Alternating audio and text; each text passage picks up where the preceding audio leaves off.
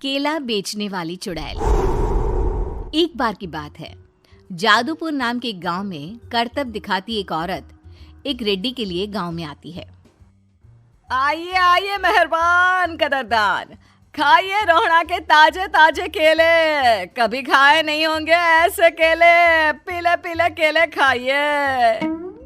ये कहकर रोहड़ा हाथों में 4 केले लिए उन्हें सर्कल में जोर जोर से हवा में उछालती हुई करतब दिखाती है, जिसे देखकर आसपास के सारे बच्चे अपने अपने मम्मी पापा से उस औरत के पास जाने की जिद करने लग जाते हैं। पापा, ऐसा तो सर्कस में बॉल से होता है ना, ये आंटी तो केले से कर रही है। चलिए ना पापा, देखते हैं। रोहड़ा एक पतली सी तार पर चलती हुई केलों से करतब दिखाती है।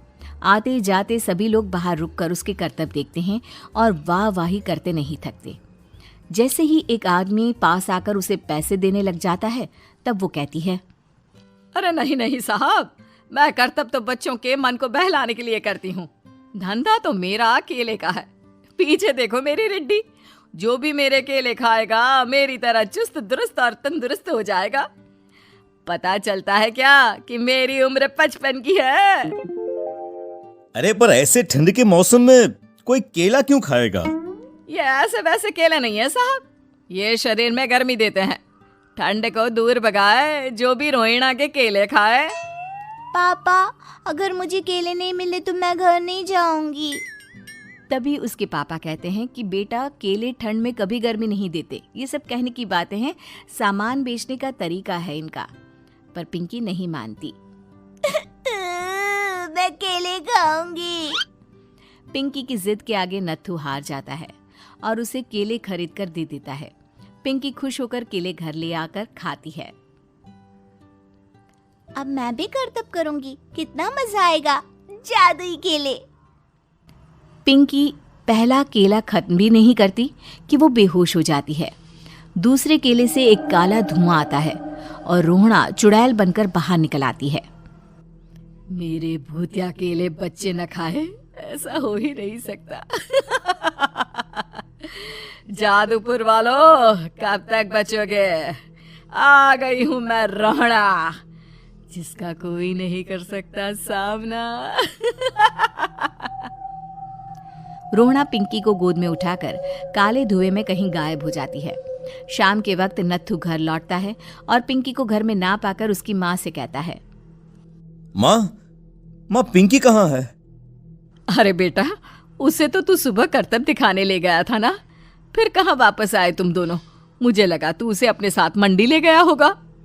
हे भगवान, मेरी बच्ची कहाँ गई? मैं उसे घर ही तो छोड़कर गया था माँ।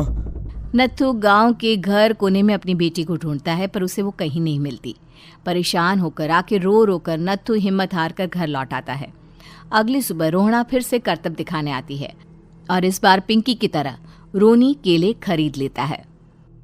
50 रुपए दिए थे पापा ने, सारे पैसों की मैंने केले खरीद लिए हैं।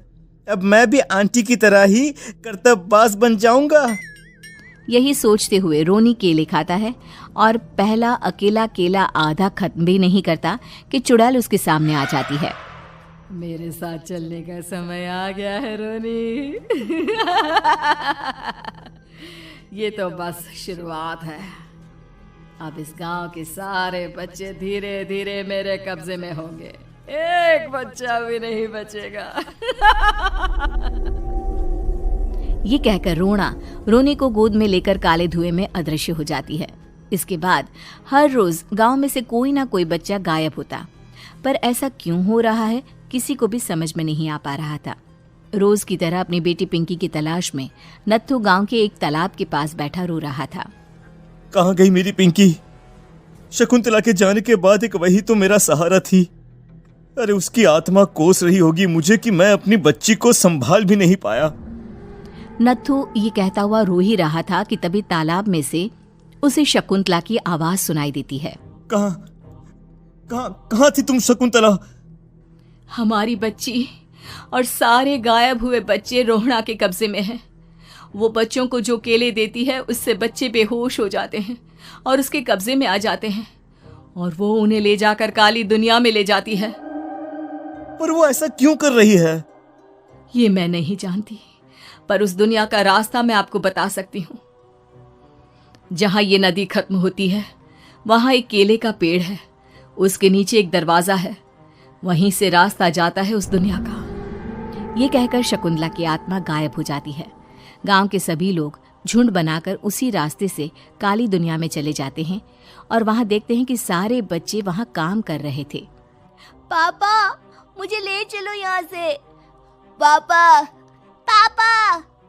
सभी बच्चे अपने मम्मी पापा से लिपट जाते हैं। तो तुम लोग यहां तक आ गए? क्यों हमारे बच्चों को पकड़ लिया तूने? तुझे शिकार ही बनाना है तो ले, हम सब आ गए हैं, हमें खा ले। नहीं, मुझे बच्चे चाहिए। मेरे बच्चे के बदले तुम लोगों के बच्चे।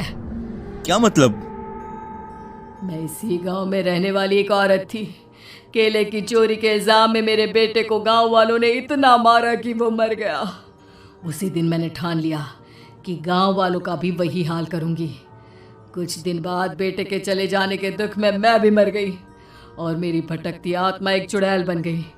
और फिर मैंने बदला लिया तुम सबके बच्चे छीनकर। बर्दाश्त नहीं कर पाए ना? सोचो मुझ पर क्या बीती होगी। हमें माफ कर दो रोना। पता नहीं ये किसकी गलती थी, पर हम सभी माफी मांगते हैं। हमारी खुशियां लौटा दो, तुम भी तो एक माँ हो। गांव वालों की बात सुनकर रोना का मन पिघल जाता है और वो बच्चों को छोड़ देती है। उसके बाद काली दुनिया बच्चों के लिए जादुई दुनिया बन जाती है। अब कोई भी कभी भी वहां आ जा सकता था।